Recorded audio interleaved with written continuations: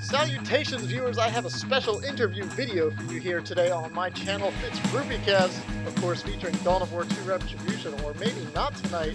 For anyone who isn't familiar with the man behind the Elite mod, Caeltos is an ancient player who's been playing Dawn of War 2 online since the beta, long ago awarded with the Expert Badge on Gamereplays, and he's prolific in the realm of replays. Nothing he puts up goes by without getting a magnitude of wubs. He's participated and placed in an array of tournaments.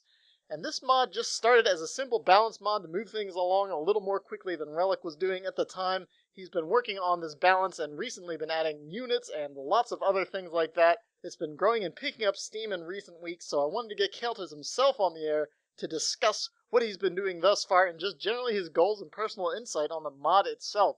So without further ado, before I ramble any longer, let me introduce you, ladies and gentlemen, to Caeltos himself. Hi. That'll be my grand. Hopefully that wasn't too full of hyperbolic ranting right there. I feel like maybe I should have an applause button to press after all of that. But sorry, I just got rolling and went with it. So I've been working on this mod, as I mentioned, for, I guess, what, over a year now, right? Yeah, I think that's fair to say. I started somewhere about a year and a half, actually, I think, when I look at it. Because the first patch, I knew the game needed, like, a super large change. It started off really big, and then we decided to scramble out, revert a lot of stuff because they were pretty, quite frankly, retarded. I do make mistakes like other people do, and I exaggerated a lot of buffs some races received. So I tuned it back down, and then I realized I needed to change some other things. So that first patch probably took me three months or so, purely just texting and just thinking, do these figures make any sense? Is this okay? And then I went along with, okay, screw it. Just test it. So you're just putting that out of the gate right away. You're not expecting this to be perfect balance right out of the gate or anything. I know there's some issues, and there's still bugs and everything, but bugs are really, really weird. And I feel sorry for BC when you I'll fix this bug, yeah, it's not working, blah, blah, blah, blah, blah, blah. Because the funny thing is, when we did this, the latest patch, when we introduced the permanent bodies on the ground, apparently when you get into charge and then you lose a model, whole squad would still retain the charge effect, and then when you'd fall back, you'd have a permanent retreat bug. Yeah, so they would run at super speed. On Indra's cast, I think I saw a couple instances of that with, I believe, heretics and sluggers were getting that fairly commonly. Yeah, well, it was still like when we sat and discussed the bug, like why does it happen and how and everything. It was like it doesn't make sense. They're not related. It was like how can something completely unrelated to the whole? It's just really. It's a very complex engine when it comes down to it.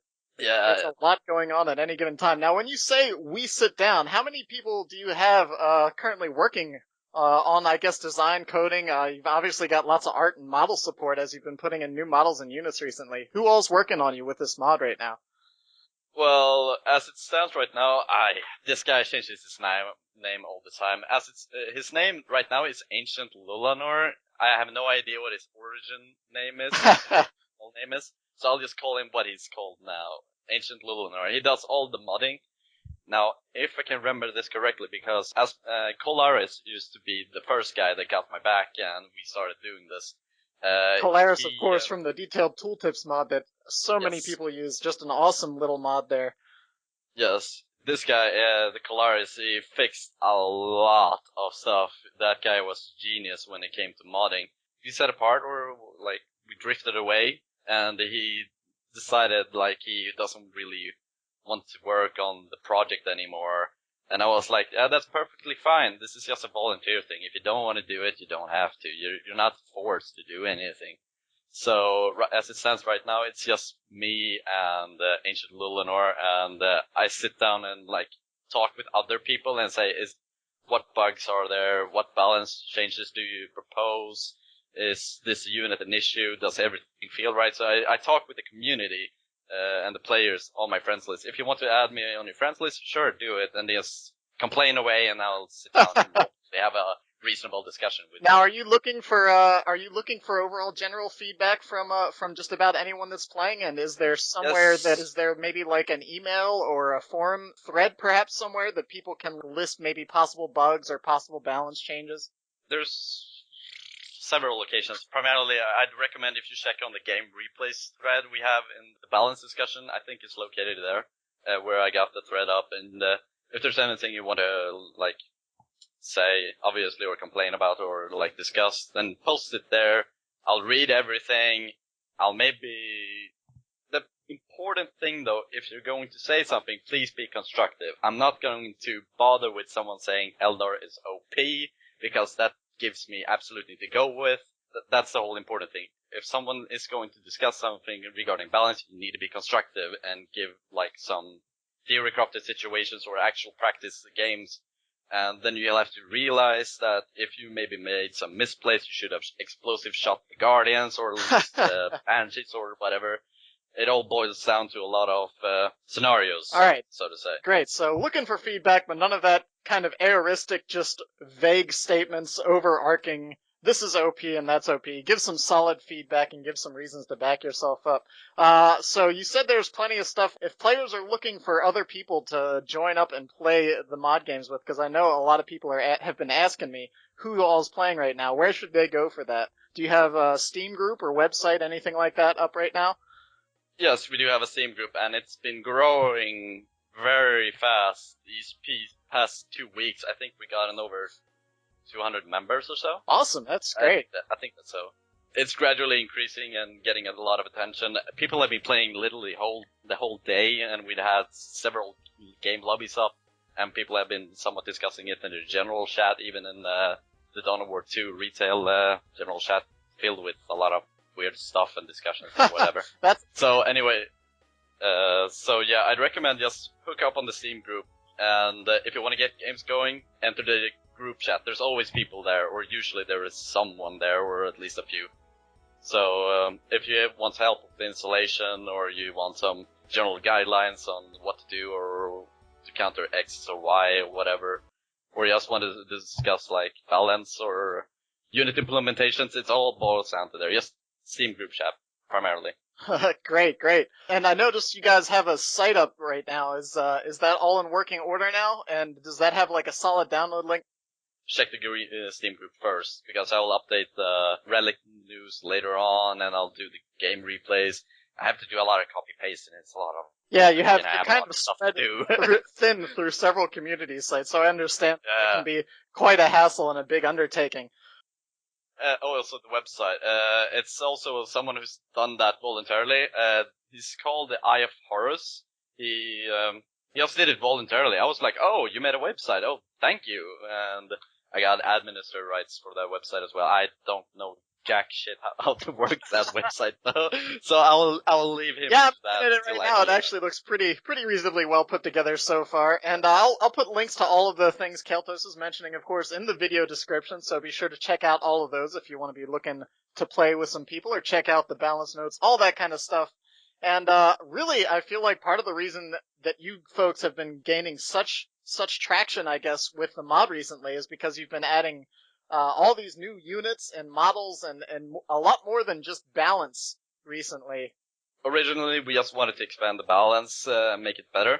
But then came the news with the Relic layoffs. I got us a hinge that the support for DoW2 was going to fade away. So I felt like, okay, people want some more new stuff to the game, so they feel compelled to continue playing. So they go like, oh, new unit, that's pretty cool. I'll play around with that. So I felt like I picked up a torch, like voluntarily or whatever. So yeah, the new unit implementations, I've been working almost half a year or so. I've been making a lot of documents and making sure the unit implementation for a lot of the races feel right. Because I'm not gonna add like, let's add more super tanks. Yeah, there's so much in the 40k universe that you can just cram in there to just so many races, and you just simply, unfortunately for all the lovers of the 40k universe and the tabletop, I mean, I'm sure you've heard it, but you just can't add everything. I see lots of suggestions popping up in the forums of, oh, you should add this tank and this tank and this tank, and it's like, oh man, you can't have all that really in this game. But do you you have feel? to go for balance. Yeah, I was getting So, ready to ask. well, Do you feel like that adding so many more units recently is sort of detracting from the balance, or do you feel like that you're still able to keep that kind of general feel of a balanced game right now? so far I've been super happy about the new units. They feel really great, and the feedback and response has been really, really awesome. I've gotten a lot of response from the old competitive players of DoW2, and they say like the Whirlwind is such a fun unit. It makes sense, and it's a lot of micromanagement if you want to use that effectively. And also at the same time, they go like it's really, really expensive, and it really doesn't pack a lot of a punch. But the efficiency and like the utility of the Whirlwind makes it worthwhile. But at the same time, you're compromising yourself in another role. Like you need maybe something better AB. So getting that fast Whirlwind doesn't pay off when you get early rushed by a walker or like a light vehicle or some sort, because the Whirlwind can't punish them enough, and then you just sit there and go like, okay, maybe this early Whirlwind didn't make a whole lot of sense. So, as for the Raptors as well, I could go on forever. I just made sure like every unit felt like, okay, this unit counters this unit, this army comp counters this. So it all boils down to a good mixture of balance and adding in new units to the mixture. Yeah, definitely. Now, you've started adding lots of custom models and things like that as well. What encouraged you to remake a lot of the models? Like, you weren't necessarily adding new units, but like, you've added new, scout and sergeant, tactical ASM sarges, and dire avengers, of course. What inspired that? Is that just more of a fluff kind of thing? I know some people are like, why are the tactical sergeants not wearing a helmet? And it's like, yeah, why isn't he wearing a helmet? You see some of them actually do and everything. And, of course, they look great as well. Yeah, I've So noticed as for the scout sergeant and the tactical sergeant it was my mother who put him in randomly. I never said to do it, but I said like, okay, this actually looks good. We'll go along with it. The one thing I did go for and ask for was the dire Avengers actually, because I wanted to you don't want militia guardsmen guardians actually fighting off. I always get those two mixed up too. Yeah. So I just wanted to make if anything is going to stand up against Space Marines or Chaos Space Marines and those big bulky guys with power armor and everything, it should be the aspect guys. So I wanted the dire Avengers instead of the Guardians. The Guardians are still in game, but they will only function the heavy weapons teams and etc. So they're still in the mixture. All right, they're so kind of we didn't give them the full boot out of there. That's good to know. Yeah. In addition, I know you've taken up pretty much all of the helmets you've put on, so it's not just that you hate faces, but I guess it feels more legitimate that you have helmets on these warriors that are covered in power armor, but they have nothing on their face. Seems kind of ridiculous. What was your new personal favorite? Like, what was a model that you put in or saw go in that you just like, wow, that's awesome. They should have had that in there. I'd go with Imperial Guardsman. Imperial Guardsmen look a lot better now because I was like, when I first saw the Guardsmen in Retribution, I was like, what the hell happened with their faces? I had that impression after seeing them in Chaos Rising. Everyone pretty much universally agreed that the Chaos Rising models look much better than when they showed up in Retribution in the multiplayer.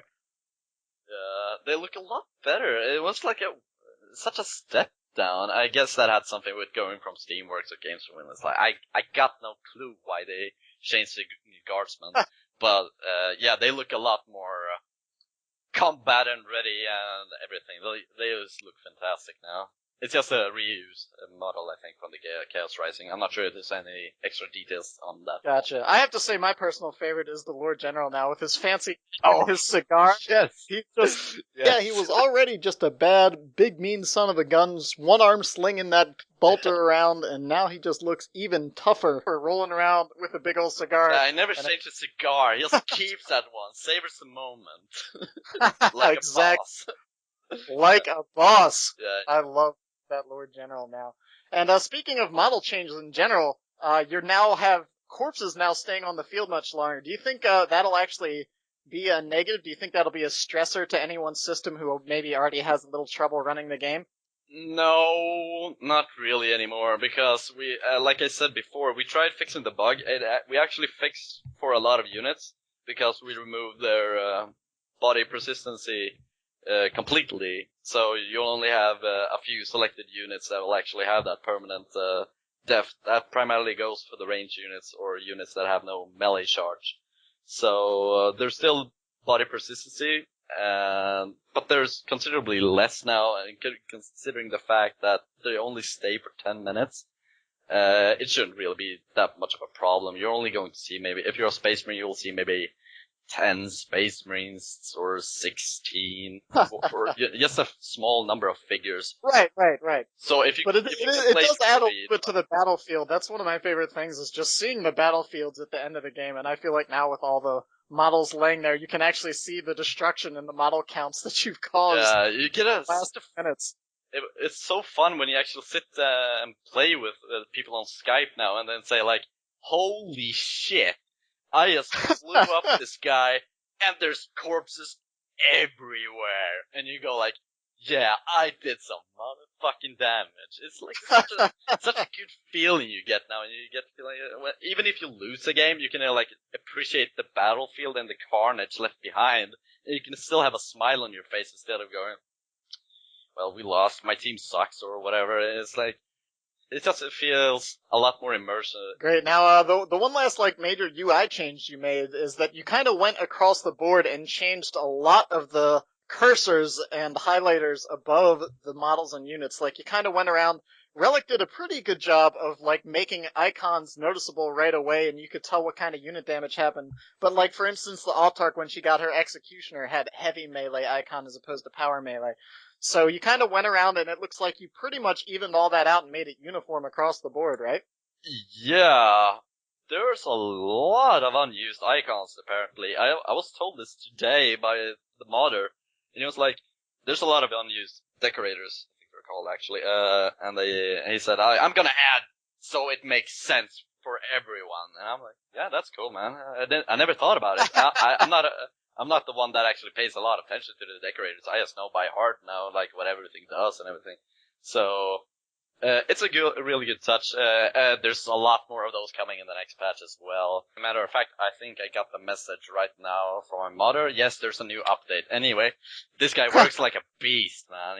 Yeah, I mean, recently I feel like there's been updates pretty much every few days. Yeah, it annoys me so greatly because there's so many good replays, though, from each patch we play. And I was getting ready to ask, for the sake of people playing, are you planning on, maybe since updates have been coming so frequently, to just launch maybe like a weekly or bi-weekly update, so it's a lot easier for players to not have like encounter version mismatch and stuff like that? Yeah, I did speak with my modder, and he said, okay, I got a list ready here if you want me to upload. And I said, okay, what do you got? He said, like, I got 4 things, and it was just like 4 really minor things. It was like 4 decorators, and I was like, okay, let's calm down here. Let's just wait until we get like more stuff. So we're going to lower how many times we patch the game. Maybe do the weekly thing. That sounds pretty reasonable. Yeah, I think that's it. I don't have anything more to say on that. I wanted to expand. Great. Well, yeah, no problem. You don't have to expound upon everything. I'm sure we've got plenty to talk about. We haven't even touched on it, so let's go ahead and just start moving into the new units. And you've made so many balance changes. I don't want to talk about them all, but we'll talk about the larger ones. If anyone wants to go check out the full list, you guys can go check that out. I'll be sure to put links to all that kind of thing up right here. Let's start out with the big ones. I know everyone's been talking about the Chaos Terminators and the Chaos Land Raider. Did you think that Chaos just needed more tier 3 options, or were they just kind of more a fun thing to put in? I feel like ultimately most Chaos players use their red enough that we're not even probably going to see Chaos Terminators hit the field that often. Chaos Terminators are interesting, to say the least. It has literally lost people games in this mod so far. It was like, maybe you should have gone for a Predator instead. To go back on your question, actually, it was to expand on Chaos. As Chaos just go tier 2, that was your tier 3 and tier 2 option, really, because you could spam Bloodletters with heavy melee and it was really cheesy and they killed everything. Or you could go Bloodcrusher spamming, and it's dreadful to play Chaos because nobody likes Chaos when they start doing cheesy stuff. Or like in 3v3, say spam Plague Marines and they heal each other and they blow your melee.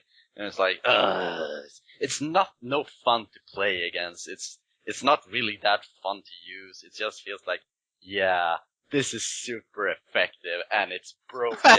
And it's like, even as a Chaos player, like the obvious stuff needed to be changed. Like Bloodletters going into power melee was absolutely needed because they were all too good at doing everything for their price. That's one of the biggest things you've made, I feel like one of the hugest changes, and this is definitely a nerf to Chaos. So all of you folks that have been kind of ranting, we have the Caeltos Lord at the head of balance now.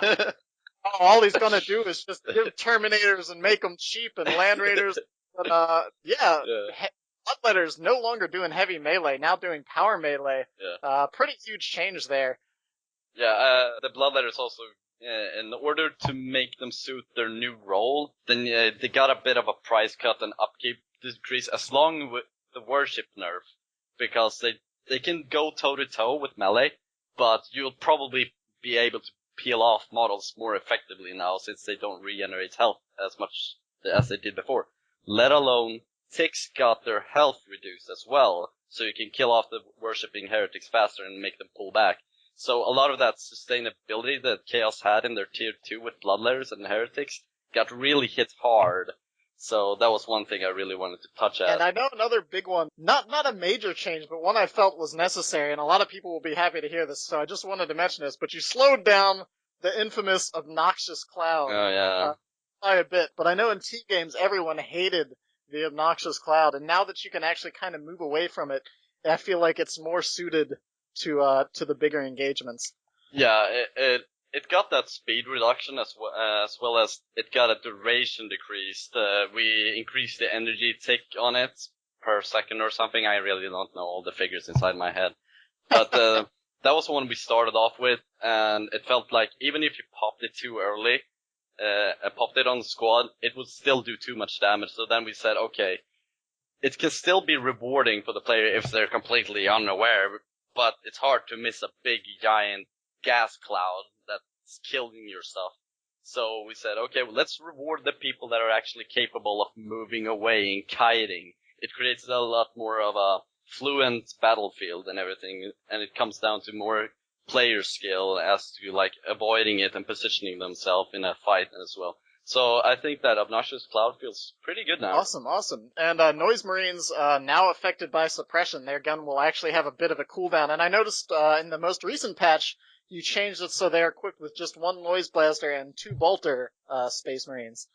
Yeah, that was one thing I was a bit annoyed at actually how they handled it, because in the retail version they do have the 3 blasters. It does 5 DPS or 5 damage, whatever it is, per second, and then it was like, so if you lose one member, you lose a lot damage output per member loss, and it felt like you really couldn't use that damage that they brought or whatever to full effect if you just lost. Unless they had all 3 members. Yeah, I went along with, okay, they can have that blaster thingy, but scrap those other 2s. They just get normal bolters. So they're actually capable of doing some really range DPS. Primarily, it's more of a tweak more so, because of damage output is more the same. It makes them more compelling to use against like Space Marines. Space Marines and Noise Marines don't really work hand in hand. There's a lot of counters for it, and the Noise Marines are pretty much the shit against IG. It's like a win unit in retail. Most definitely. Yeah. Now, the other big change you made to Chaos, of course, or not the big change, but the other big unit, of course, is Chaos Raptors on the field now. How are they different from Assault Space Marines? What do you feel their purpose is in the Chaos arsenal? Well, it's more to actually expand on the Chaos utility.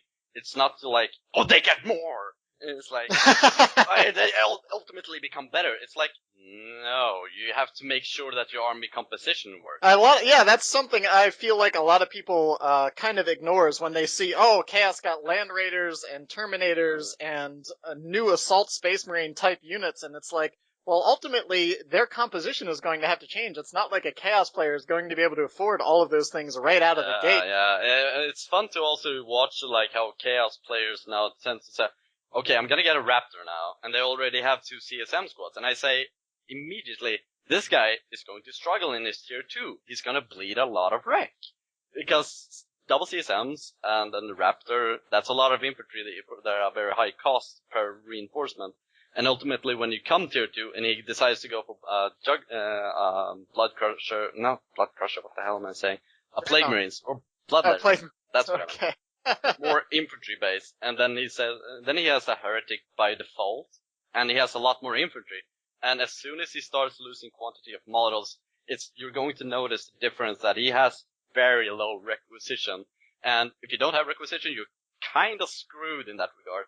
So what we've noticed more in the last few games we had this weekend is people transitioning from the double CSM into Raptor into maybe CSM take Raptor or CSM Havoc Raptor. Ultimately, it seems like, yeah, this is working. This is looking good. But at the same time, it's like, oh shit, I'm floating wrecking power. I'm going to get a Land Raider in the Great Unclean One. Blah, blah, blah, blah, blah. And it's like, no, it's not gonna work that easy. All right, well, that's most of the big stuff to Chaos, I think. Let's go ahead and take a look at Space Marines. They got quite a few new things as well. They have Vanguard and Stern Guard upgrades to Tacticals and Assault Space Marines, and they got the new Whirlwind artillery vehicle. What do you think of the Whirlwind so far? I know a lot of people have been enjoying it.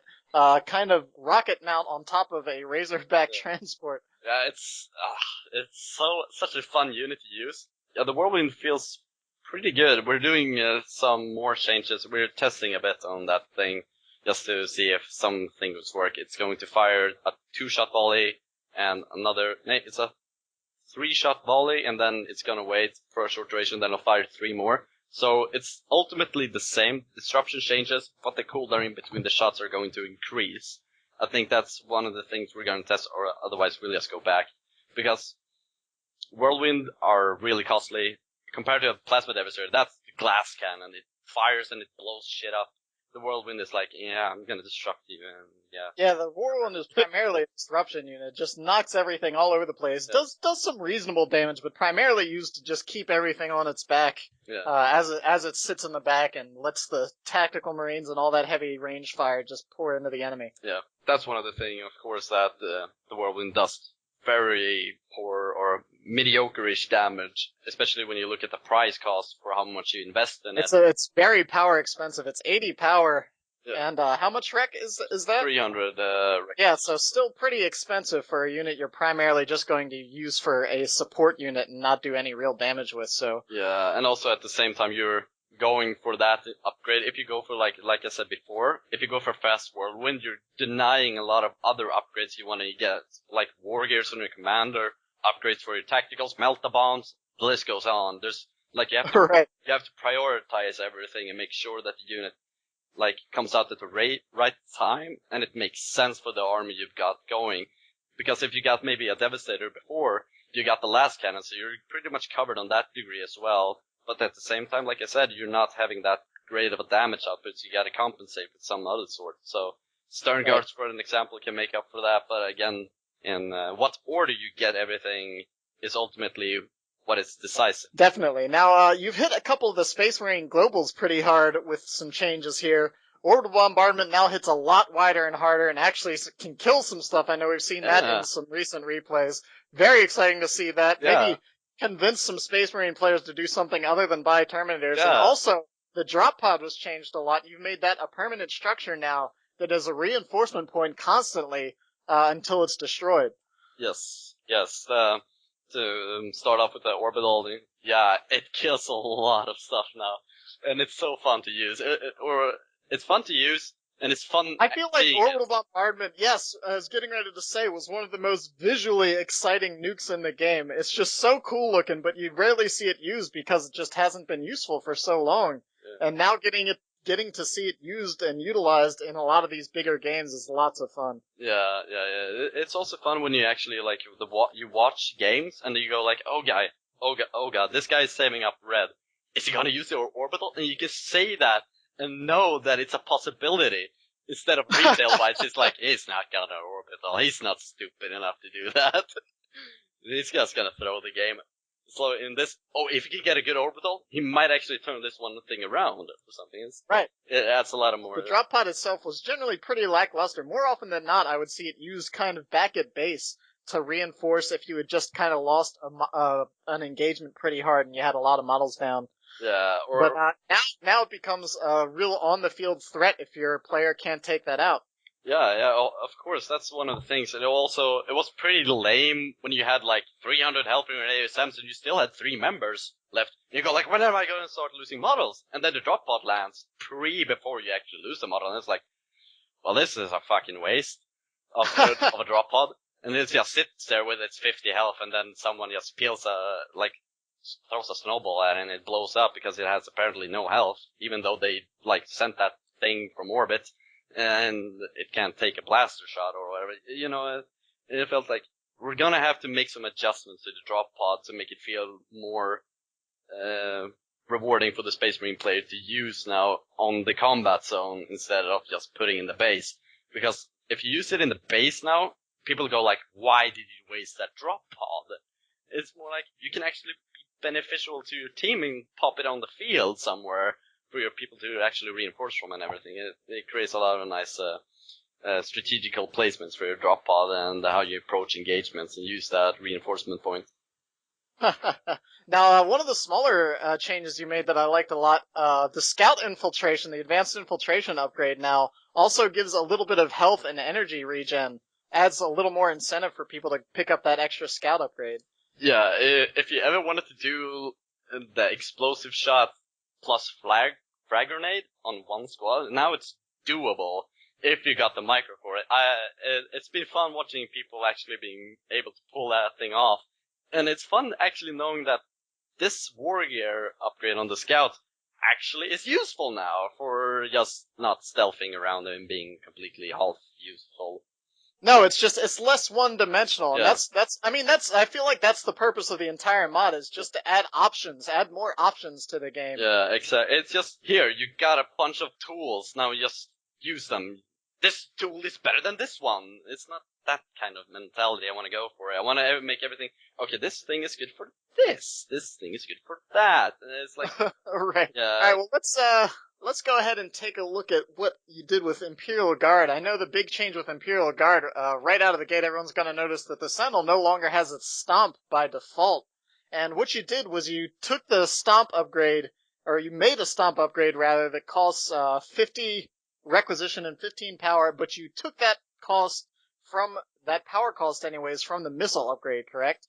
Yeah, pretty much so. I think that was my intentional design of it. I can't remember when I made that. I think that was something I wanted to go for. But basically, 1 makes Imperial Guard have to spend at least a little bit of power, and 2 prevents the Sentinel from being able to just immediately run across the map and stomp a capping squad and force it off the field immediately. That was pretty much, it was really frustrating when you were playing any race and then you saw like the Sentinel and you knew on your poor little scout squad or whatever squad you had, and it was like, screw it, we're just gonna get tossed around like girls here or whatever. And it's like, the Sentinel can still do the same thing, but it's gonna have to use its blasters, and it might actually not stop a cap, but it'll do some penalty in terms of damage output and everything in that degree. And of course I wanted to make that thing like, Imperial Guard need to make some sort of investments in their tier 1 if they go for the Sentinel, of course. That was one thing to install that fast Chimera when you were still taking for tier 2, and oh shit, he's at my power! Speaking of making Imperial Guard invest a little bit, heavy weapons teams now aren't trying to melee everything again, correct? Yeah. So hopefully Imperial Guard will be a little more inclined to maybe actually purchase those once in a while. Yes, you can use them. You can use them now. And I noticed, I also noticed recently that the heavy turrets now have a cooldown, and I know specifically that Mr. Harry Potter is going to be very sad about that. Yeah, totally was also very sad about that. Oh man, I remember one game when he was just like planting turrets outside my base, and I was like, I can't get out. It can be super frustrating when they just save up some red and requisition and just drop 2 or 3 turrets all in a row. Yeah. Also, I noticed that the catechin purchase cost was reduced. Now, are your catechins? I haven't actually noticed in the mod. Is this before their model count was cut down? Yes, they are actually the full members as they were before, but they were actually less pop cap because that was one of the primarily IG concerns. They were like, I don't have a whole lot of an army, and I'm Imperial Guard, and I'm pop blocked. Like, with 5 units, and I have Ogryns, 2 Guardsmen, and a Catechin squad, and I was like, what the hell? I can't even get a Baneblade out, and it's like, it felt like the Imperial Guard weren't that many as they should have been and everything. So I did a lot of tweaking on their pop issues, but I didn't want it to go overboard and give them like, oh great, you can now build a Baneblade and an extra tank. It was like, oh, you can't have that much stuff. That's completely broken compared to what other units have. So I just made the restraints on the pop gap just slightly less, so you might actually be able to field maybe some minor units extra. But bear in mind, of course, if you do go overboard, the upkeep is going to be taxing on your economy and everything. So that's one thing to keep in mind, because that's something I've been noticing. All right, well, that's some good changes for Imperial Guard, it sounds like. Let's take a look at Orc next. I noticed, of course, right out of the gate, you nerfed Use Your Chappas a little bit. Everyone was always very frustrated with Use Your Chappas, unless, of course, you were the one using it. Yeah, pretty much. One of the issues is that orcs do gain the red passively. And the problem is that Use Your Chappas is fairly... Yeah, it's relatively inexpensive for 75 red when you're accruing that resource throughout the game. That's pretty much a no-brainer to use that on a melee engagement. You think you can really toss some squads out. Yes, so another point is that it barely had any cooldowns. So as soon as you popped it, it would be ready to use like another 20 seconds or something. It was really low. I was surprised by it actually. And when I watched replays back in retail and everything, I saw like a Use Your Chappas in this engagement. I was like, okay, so he won this engagement. Okay, that's cool. And then I saw another confrontation in the same location. He popped Use Your Chappas again. It was like, he won this fight 2 times in a row just because he used Your Chappas. That's retarded. That makes no sense. It was like, that's not fair. The other guy has nothing to counter that thing at that point. And so I looked at the cooldown on it and it was like really, really low. And I was like, okay, Use Your Chappas can still be good. I want every global to feel like, okay, this is good, but I don't want it to be like an I win button every single time you have a confrontation. So I made an increase in its cooldown, so you can use it only like every 2 minutes, I think. That's what I ended up with. Right. Now, I see you added a new ability to the Slugger Boys. Burn down that house or burn them out or whatever orcs are going to be shouting here. And I noticed you can also build Wog Banners now. What's going to be the purpose between that? I know the burn them out ability is obviously giving Orc a nice ability to kind of finally be able to deal with garrisons a little bit tier 1. But what is the purpose of the Wog Banners now for the Slugger Boys? Obviously, you covered the burn the house. Funny enough, funny story is that ability was bugged for so long, we don't know what was wrong with it, because as soon as they started burning a house, anything inside it would die, like instantly. It would just like, whoops, just fall out and die. It was like, what the hell? What is the damage? He said, it's 7 damage or something. I was like, that's gotta be wrong. My scouts died in a second or less. It's like, okay, I'll look at the numbers. It did like almost 300 times the damage, so yeah. It was like, okay, this isn't right. And the Wog Banners, people actually came up with a proposition on the Gamereplays, some Orc players actually. But primarily for the Orc sluggers is to make them more of a fun unit to use in terms to create a very orcish environment or so. So you could still have a very orcish army. You don't have to go for those silly war trucks every game. You can say just, let's pop some Wog Banners everywhere. Yeah, this is nice, because every Wog Banners gives you 6% damage increase and 6% damage increase. This is all retail values. I think that's correct. So yeah, so you can stack up those Wog Banners everywhere, and then you'll have your sluggers or shooters just standing and holding the line, or you can just pop it to give it to your allies or something. So it gives them a bit of more, hey teammate, you want a Wog Banner? Let's make one. But the important thing is that the Frazzle ability, yeah, the whole thing had to go, so it's just a damage increase. Now, is the Mechboy getting anything to replace his lost ability with the Wog Banners now that everyone can have it, or is he kind of out something that he used to have that was unique? He got a lot of other love. That's all I can say. All right. No, but of course, it's something I was a bit speculative about. It's something I'll consider, but I gotta make sure that if I'm going to give him the same type of warg banner, it's gotta be somewhat different from the others. Like, maybe make it extra big and extra orky, but you'll have to have, like, the modders to make that thing. Because if you, like, you can't tell them apart, that's gonna cause some confusion among the player, and they go, oh, I didn't know it was the Mech Boy banner. And I was like, oh yeah, totally, same model, problematic.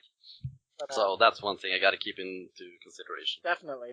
Now, let's take a look at Tyranids. I noticed you changed Tyranniform around quite a bit, it looks like. You reduced the damage, I think, on some of the hits, but you're making its kind of upstanding ability much stronger, making it, I guess, feel a lot more unique to the Tyranid army. It was boring when you were the player, or you watched the players as they had some garrison troop, and they go like, okay, the Tyranid formation, I'm dead. And you die instantly. It was like an I win, kill your garrison, anti-last cannon, whatever. Ability, and it could literally like win you the games in such a cheap and unmannered way to some degree. But I didn't want to make it like, let's make Tyranid formation useless. Instead, I wanted to give it a more a nitty feel. So I also wanted to make it unique. And compared to just like, okay, nukes just blow everything up. Blah, blah, blah, blah. So now when it stays on the field, the capillary towers all give they give a larger bonus, and when it first comes out, everything around it gets a speed bonus as well, correct? Yes, including allies as well. So it's actually more, if you want to make a push, and you see there's a lot of shit in the front, and then you're like, okay, if we're gonna push this, we're gonna need everything we got. So you can maybe pop that Tyranid formation, then tell your allies, okay, charge! But just don't get hit by the pillars, then you're done. So you charge on ahead, and they get the extra speed buff, and then you buff your Tyranid units as well, because that thing got the buff increase as well. So you feel more powerful when you're in the vicinity of the Tyranid formation. They have a purpose now. They have a reason to stay up, or for the other team is a lot more reason to try to take them down. Yeah, they have a purpose. That's, again, that's what I feel like is great about this mod, is that you're finding all the things that were kinda, just, meh, I don't know about that, and just giving them a little boost and making it so, once again, that you just have more options. Also, a big one, I know, the few Tyranid players that are left, more people play some Tyranids, check them out. People play Nids now in the mod. I swear to God, it's not every game is Chaos Space Marine, Space Marine, Eldar.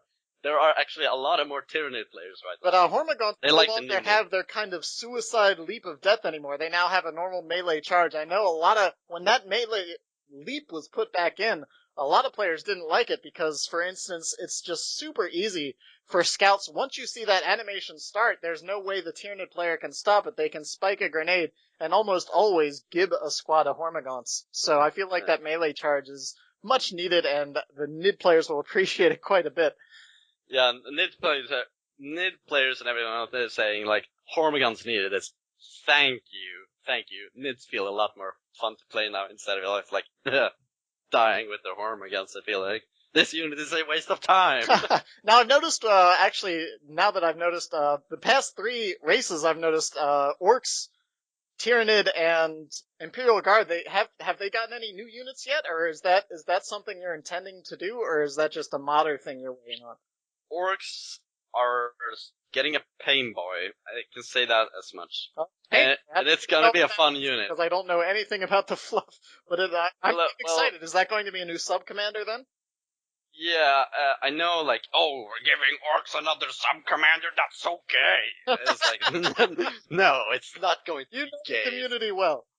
Yeah. I feel you always have to be ready for some sort of vitriol or something to be coming to the community. But they need to be supportive. You guys are doing a great job so far, but I'm excited to see a new Orky unit. I love the Weird Boy so much. I feel like he's the epitome of an Orky unit. He's just so ridiculous. Yeah, the Pain Boy, as we've got in the design, is to have, like, that's a very late game sub-commander as well. It's like in Tier 3 from what we've got so far. It's just expanding more on the Orc accessibility. Because I think the tier 2 roster is almost already filled, so we really can't add anything. There are restrictions in the game, so fine, suck it. All right. I'm sorry. So the pain boys, to give those sluggers in the late game instead of like, oh god, these sluggers just bleed and they die horribly to every late game unit.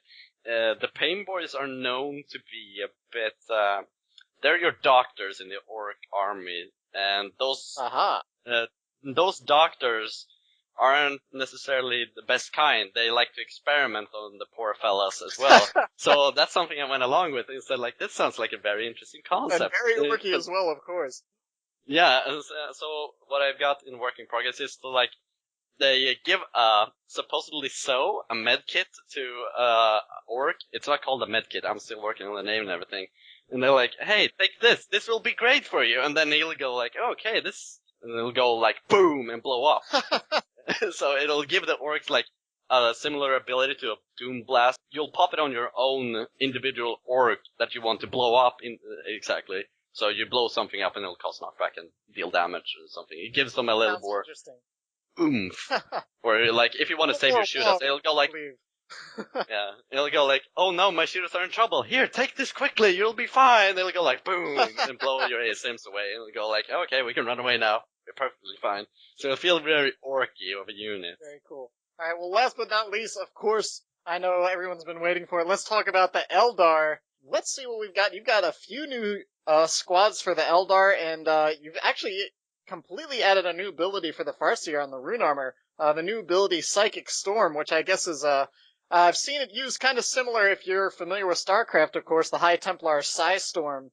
Yeah. You could say it's similar, but there's a lot of abilities that are similar to that game. By no means saying that either side took from either side, of course. That's of course the easiest way to start a troll war in general chat. If you ever want to start a troll war, all you have to say is simply is that StarCraft was the originator and 40k ripped off of StarCraft, and you can just watch the flames fly whenever you say that. It's always a blast.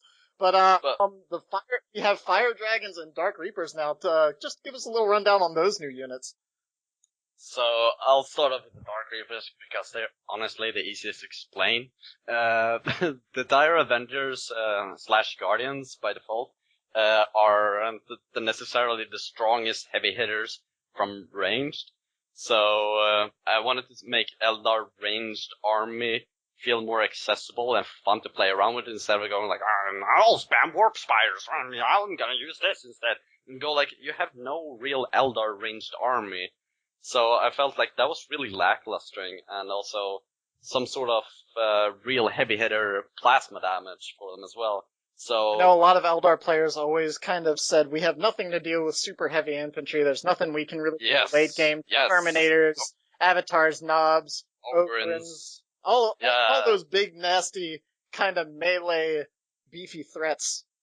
Yeah, so that was also something I scratched on from beginning with the Brightlands, actually. The Brightlands had an ability called Beam Scorch, which increases the target they hit with a debuff, so they take extra 35% damage or so. It's still in the mod, and that's how they wanted to counter it first, but then when like, okay, Eldar is still too, like, stationary with their heavy weapons and everything. It felt like very un-Eldarish. They're supposed to be these agile, swift, mobile and army, right? When you have to when you're depending on platforms for most of your Eldar play, it just doesn't seem like it fits the mode of all these fleet of foot style units.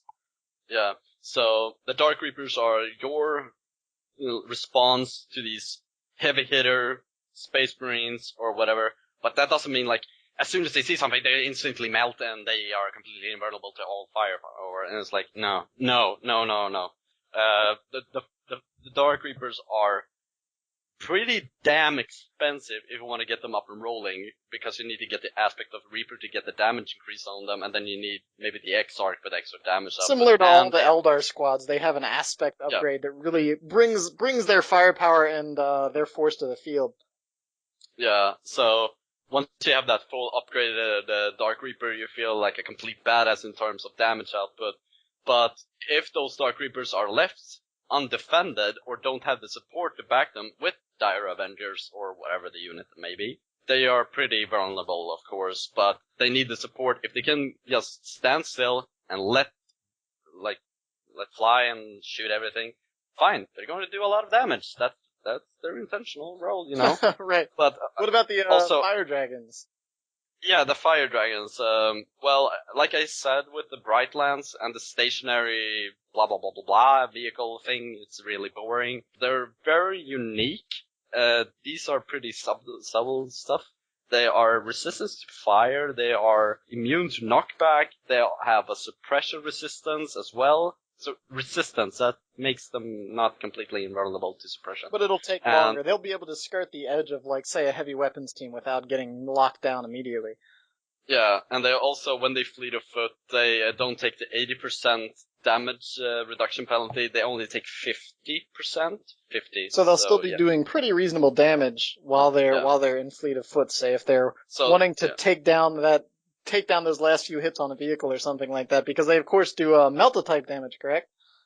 Yeah, they do pretty good. I think it's slightly less than your normal stormtroopers, but that's because the fire dragons are doing a continuously amount of damage instead of stormtroopers, which do a burst. You know, they do like wham, one volley, 150. Instead, these guys do like 5, 10, 15, 20, 25, and it goes faster than that. But you know, in a longer fight, they do better. The sustain versus burst damage, which is important. Yeah, most definitely. I think those were the big ones. Of course, you replaced the Guardians with Dire Avengers, but that was purely cosmetic. You didn't actually change the squad any, did you? Well, they're slightly cheaper. Almost every Elder is cheaper, in fact. But one thing I did touch is their upkeep values, because if you checked in the files, you noticed 3 pop and it barely has any upkeep. The hell? They have a very low upkeep. So that's why you can see a lot of Eldar armies, and then they immediately go on to having tier 3 way ahead of you, and then go like, okay, Avatar. And then they're like, okay, I'm just taking tier 3 or something. So I wanted to touch a bit on the economy, so I increase their upkeep on most of their Exarchs, with the exception of Warp Spiders. Because bear with me, I did buff Warp Spiders. Okay. Their range damage output on retreat was reduced. So they're not like, I'm gonna teleport and all the way to your base and kill everything. No, that was always very frustrating when you'd retreat like an infantry armor squad with like about half HP, and Warp Spiders would just follow it back to base, killing models and sometimes taking out the squad. So that you put a little modifier, I guess, on that to kind of reduce the retreat damage that they do. Yeah, if you want to get them kills on that, you got probably melee, and melee is a bit more unreliable to some degree. It's actually more reliable. Actually, I was getting ready to say one of the overarching changes that I didn't mention that you made across the board was you increased a really elegant solution, I thought. You increased the melee skill of all retreating units by a large number, so no longer will we see special attacks. You'll no longer be missing those last couple hits and getting frustrated when your Banshee Exarch does a crazy special attack and fails to kill that last tactical marine. They'll always be doing normal swipes now on a retreat. So that was a really like just quick and easy change. I thought that was you know rather simplistic and brilliant at the same time. Yeah, I was surprised because people were like really complaining about that random thing. Because if you were like, okay, my commander can get this kill, just don't do a special attack. This might win the game. And it was like, Force Commander, special attack, and it's like, and then you end up losing the game, and you're like, if I kill that commander, I probably would have won this game. We completely removed that aspect. So if you go now and charging someone and it has low health, you can know for a fact you're going to hit that guy. Like, there's no random here. I gotta know for sure. Am I gonna make this out alive? Or am I gonna rely on luck? Relying on luck just doesn't happen now when you retreat from melee. So, this proposition was actually made by some guy. I think I remember seeing it a long time ago in a thread or something, so. Yeah, I think it was either busy or cursed, but I think it's someone of those guys that just said, why don't we just increase melee scale on retreating units? And people are like, that's a pretty damn good solution. Why has nobody come up with that in 3 years? It's like, that was just such a simple thing that like nobody ever thought of. Relic should have paid him some money for that one, right? yeah, definitely. That was like such a no-brainer. It was such a good idea. I couldn't let that one slip. So we tried it out and go like, this works so great. Awesome. It works great. But anyways, that's let's see. The one last one I wanted to point out is that you added an HQ aura now that reduces 50% of all damage. Correct? You can see little blue circles around your units now whenever you're near your HQ. So that was just kind of intended to keep people from dropping the retreat nukes and manticoring on your base and sniping the last model in your base. At that last second as you finish your retreat. Yeah. When you've gotten home to base or just gotten home, this is my haven. I know I'm safe here. And then you go like, oh god, what is this thing coming from the sky? And then you see it's a rock, and you go like, what the hell? And it's like, bam, you had no real influence over what you could do there because you just instantly retreat. And then you go like, okay, I had a millisecond to react to this, and I'm like, it didn't matter. I was dead anyway. Right. So also the whole, I'm gonna go blood crush you, then I'm going into your base and whack your guys to death. This is so much fun. It's like, there's so much boring aspect that just screams of cheese and everything. So, the whole thing, you can still nuke the base and everything. You might be lucky to kill something or someone that has little to no. It's not going to be anywhere near as effective and devastating as it used to be. You might get a couple extra, you'll get something out of it, but not... Yeah. It's probably not going to be worth it, though. It's fun to watch when people try to play the mod and they go like, blood crush your base. Yeah. And they're like, what the hell? He's regenerating health more than I'm hitting him. Oh god, gotta bail. And they go like, missile to the ass, and it goes like, and it's off. So I've never heard a blood crusher make that sound. Maybe you can put that in the mod. Yeah. That's when they get their VR armor hit. But anyways, I think that about wraps up all the major stuff that's in the mod. Of course, as I was saying, anyone who's interested in seeing the full balance change list, I'll be sure to post some links to that. Anything else you want to add as far as the mod goes, Mr. Caeltos? Well, I guess Blood Ravage made an excellent new thing in the modern community, and he's given access and allowed me and the team to actually use what he's been doing. And what he has done is something remarkable. He's managed to make a completely new race. Oh my goodness. Which are the Grey Knights. The Grey Knights are fully animated, and they have a full roster of units, unique abilities. They have everything you can think of as a new race. And they look I'm giddy with excitement already, just from hearing that. I think I had heard rumors of something along those lines, but I didn't really believe that a full new race might be coming into the mod. Now, this is probably, is this still reasonably far out, I'm assuming, or is how? No, they're all done. They're all done. And it all now boils down to making sure the implementation of everything comes together. So, if you want to make a new race, you have to make sure, definitely. Everything works out. So, if we're going to make sure these guys come out correctly, they're going to be, severely tested.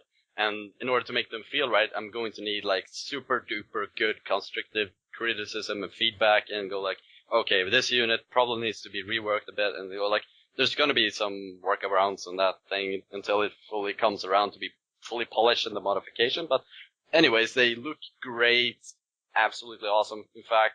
And they have a Thunderhawk. It lands on the field and it drops off stuff, and it actually has a Thunderhawk that's blasting a zone.